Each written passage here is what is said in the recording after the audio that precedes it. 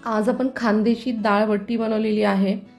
नेहमीच्या तासात जेवणापेक्षा जर काही वेगळं ट्राय करायचं असेल सुट्टीच्या दिवशी तर या प्रकारची डाळ-बट्टी नक्की ट्राय करून बघा।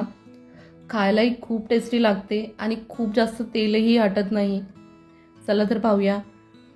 1 वाटी मी तुरीची डाळ घेतली आहे आणि त्याच्यासोबत अर्धी वाटी मुगाची डाळ।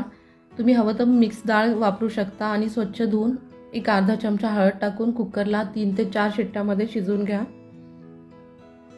आता इथे मी गव्हाचे पीठ घेतलंय, तुम्हाला जेवढं हवं असेल त्याप्रमाणे अर्धी वाटी रवा घेतलाय। थोड्याशा खुसखुशीत होण्यासाठी आणि अर्धा चमचा हळद टाकली आहे। हळद ऑप्शनल आहे, ओवा टाका आणि गरम तेल 2 चमचे। तेलाच्या मोहनाने बट्ट्या छान खुसखुशीत होतात, भरपूर लेयर येतात आणि थोडंसं चमच्याने मिक्स करून घेतल्यानंतर हाताने चोळून घ्या। आणि आता थोडं थोडं करत आपल्याला पाणी टाकून पीठ घट्टसर मळून घ्यायचं आहे। हे नेहमीचंच गव्हाचं पीठ आहे जे आपण पोळ्यांसाठी वापरतो, तेच त्यात थोडासा रवा टाकलाय खुसखुशीत होण्यासाठी। आणि आता याला असंच एक 10 मिनिटं मुरू द्यायचं। 10 मिनिटं मुरल्यानंतर याची पोळी लाटून घ्यायची या प्रकारे। आता आपण वरतून तेल लावून घेऊ आणि हे पहा अशा घड्या करून घ्यायच्या दोन्ही साइडनी, म्हणजे जितक्या जास्त घड्या कराल तसे छान लेयर येतील। वरतून परत तेल लावलंय आणि आता या घडीला या प्रकारे आता फोल्ड करून घ्यायचंय दोन्ही साइडनी आणि गोल असा गोळा तयार करून घ्यायचा आहे। हे पहा असेच मी संपूर्ण गोळे तयार करून घेतलेत। कुकरला जसं आपण इडली वाफवतो त्याच प्रकारे एक 15 मिनिटं छान वाफवून घ्या। आता आपली डाळ तयार झालेली आहे, पूर्ण शिजलेली आहे। आपण त्याला फोडणी देऊन घेऊया। एक 2 चमचे तेलामध्ये जिरं मोहरी परतून घ्यायची आहे। त्यात थोडा कढीपत्ता आणि आलं आणि लसूण मी छान वाटून घेतलंय।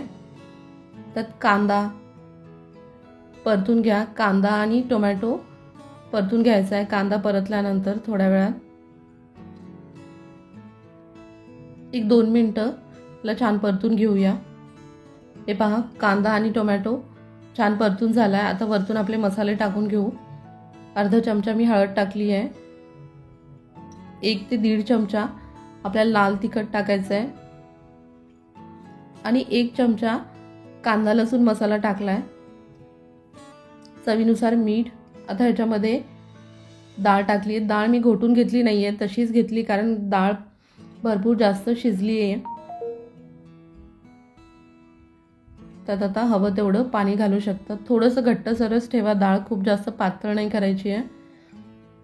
वरतून कोथिंबीर। एक उकळी आली की डाळ तयार होते कारण डाळ आधीच गरम आहे। हे पहा मस्त असं खमंग वरण तयार झालंय आणि छान तेलही सुटले, रंगही आलाय। आता आपण डाळ फोडणी देईपर्यंत आपले जे बट्टी आहेत ते छान वाफून झाल्यात। आता आपण थंड करून त्याला कट करून घेऊ। हे पहा तळायच्या आधीच मस्त असे लेयर आलेत त्याला आतून पहा। तर संपूर्ण कट करून घ्यायचे आणि तेलामध्ये तळून घ्यायचे। हे तेल जेवढं टाकलं तेवढंच तेल राहणार शेवटपर्यंत, अजिबात तेल नाही आटणार। मीडियम गॅसवरती तळा म्हणजे पूर्ण लेयर बाहेर येतील आणि आतपर्यंत आपल्या बट्ट्या छान शिजतील, क्रिस्पी होतात अगदी शंकरपाळ्यासारख्या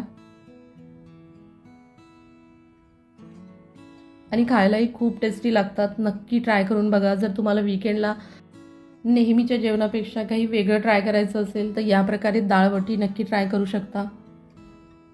हे पहा भरपूर लेयर सुटलेत आणि व्हिडिओ आवडल्यास लाईक शेअर सबस्क्राईब करायला विसरू नका।